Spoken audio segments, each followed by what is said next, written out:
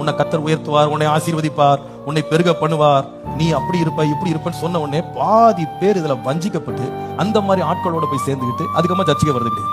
இது என்ன தெரியுமா? பொய் சாட்சி. ஆண்டவர் சொல்றாரு, நான் தரிசனமும் கொடுக்கல, சொப்பனமும் கொடுக்கல, இவங்களே தரிசனம் பார்த்துட்டாங்க. அதே போல உங்களுக்கு ஏதாவது ஒரு காரியம் தாமதிக்குது அப்படின்றது உடனே போய் தேவையில்லாம எனக்கு அங்க ஜெபம் பண்ண கூட்டாங்க, இங்க ஜெபம் பண்ண கூட்டாங்க, அங்க ஒரு ஜெபம் பண்ணி ஜெபிச்சு சொல்லுவாரு, இதை உடைப்பாரு அதை உடைப்பாரு அப்படின்லாம் நீங்க போகாதீங்க. சில பேர் அந்த மாதிரி பண்ணிட்டு வஞ்சிக்கப்பட்டு வந்து உட்காந்துருக்கீங்க. ஒருத்தர் மாட்டினாரு, ஒருத்தர் அந்த நம்ம ஆள் ஒரு ஆள் போய் மாட்டிட்டு வந்துச்சு.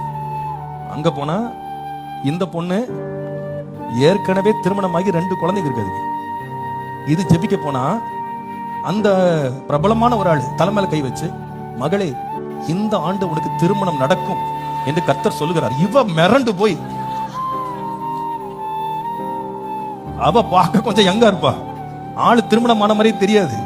அதை இந்த ஆள் நினைச்சுக்கிட்டு இந்த பொண்ணுக்கு என்ன கல்யாணம் நடக்கல நினைச்சிட்டு உனக்கு இந்த வருஷம் திருமணம் நடக்கும். என்னங்க பித்தலாட்டம்!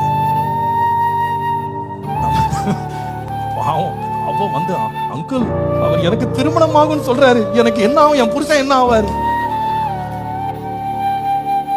நீங்க கொஞ்சம் கேர்ஃபுல்லா இருங்க. இந்த ஆளுகிட்ட போய் தலையை கொடுக்கணும்னு கூட கொஞ்சம் கேர்ஃபுல்லா இருங்க. சும்மா காட்டியும் இவருக்கு அந்த வெளிப்பாடு இருக்கு, இந்த வெளிப்பாடு இருக்கு, அந்த ஊர்ல ஜெபிக்க கூட்டு போறான்னு சொன்னாங்க, இந்த தெருவுல ஒருத்தர் ஜெபிக்கிறார். எதுக்குங்க இதெல்லாம் போய் நீங்க அலைஞ்சிட்டு கிடக்குறீங்க? அறை வீட்டை பூட்டி கொண்டு தேவனிடத்தில் அந்தரங்கத்தில் இருக்க பிதா கேட்கும்படி ஜெபம் பண்ணுங்க. விண்ணப்பங்களை கேட்கிற தேவன் நம்மளோட தான் இருக்கிறார். விசுவாசிகளும் தெளிவா இருங்க.